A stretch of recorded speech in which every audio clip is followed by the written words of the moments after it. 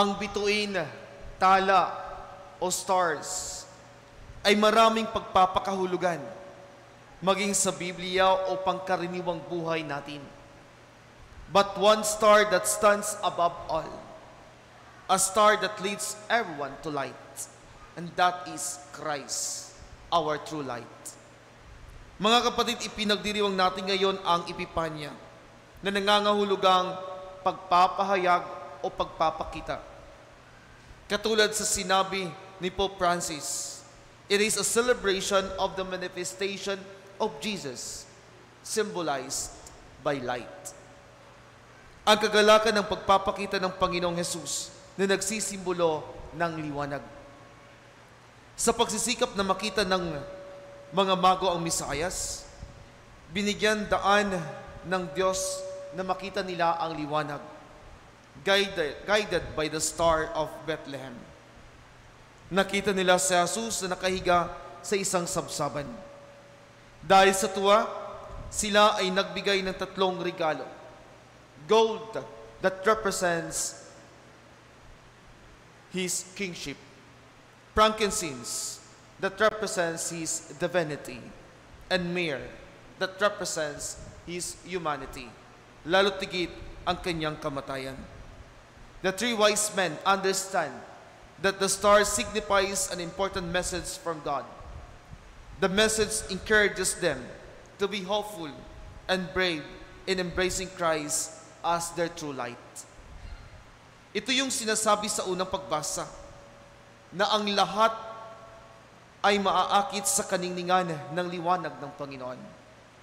Sinabi ni Propeta Isaías sa Jerusalem, bumangon ka at magliwanag na tulad ng araw.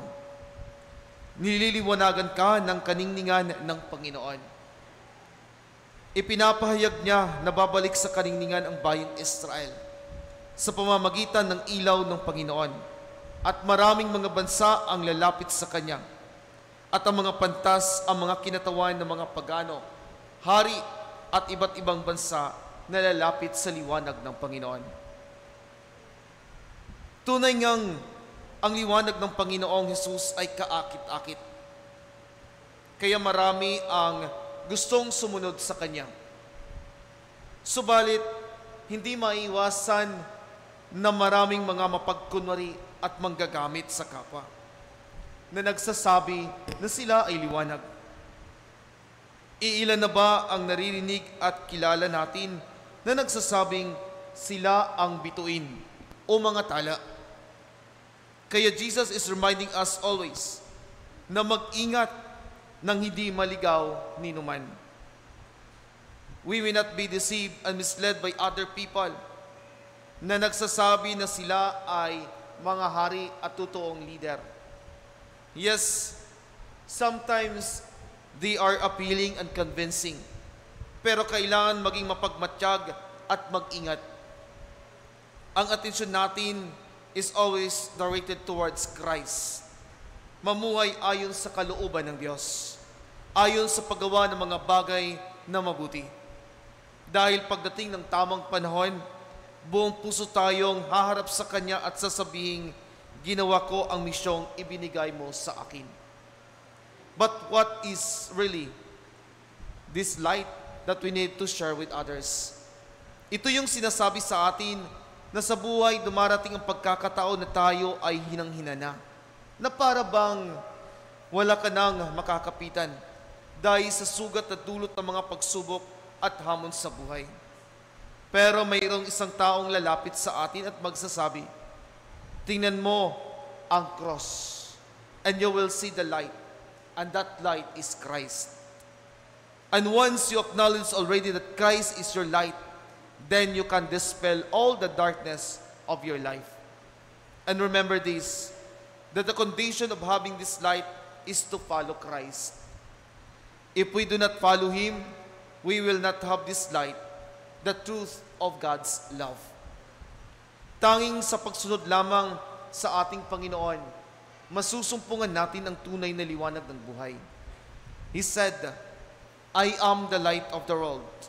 Whoever follows me will not walk in darkness, but will have the light of life. Ako ang ilaw ng sanlibutan. Ang sumusunod sa akin ay magkakaroon ng ilaw na nagbibigay buhay at di na lalakad sa kadiliman. Alam natin sa buhay ng mga pantas o mago, nakaranas din ng karimlan at maaring nahirapan dahil alam nila ang kaibuturan ng puso ni Herodes. Kaya imbes na sila ay sumunod sa hari, mas nangibabaw ang kanilang pinakamitiin na magsamba. Umasa na ang batang si Jesus ang siyang magliligtas at magbibigay liwanag sa sanlibutan. May mga panahon na tayo ay nahihirapan dahil sa hindi maiwasang sitwasyon. Ngunit pansin ninyo na pinalalakas at pinatitibay tayo ng Diyos. This is an analogy of a gold na isinasalang muna sa nagbabagang apoy upang makita ang kaningningan nito. Kaya huwag mawala ng pag-asa sa mga hapis ng buhay. Hayaang magningning ang ating Panginoong Jesus sa iyong buhay.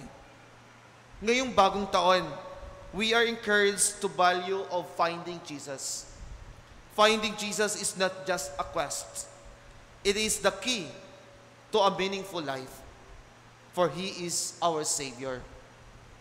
In discovering Him, we encounter the light that illuminates the truth, guiding us to the true essence of life. Like the Magi, we are inspired to search diligently for this truth and humbly submit ourselves before the Lord, regardless of our status.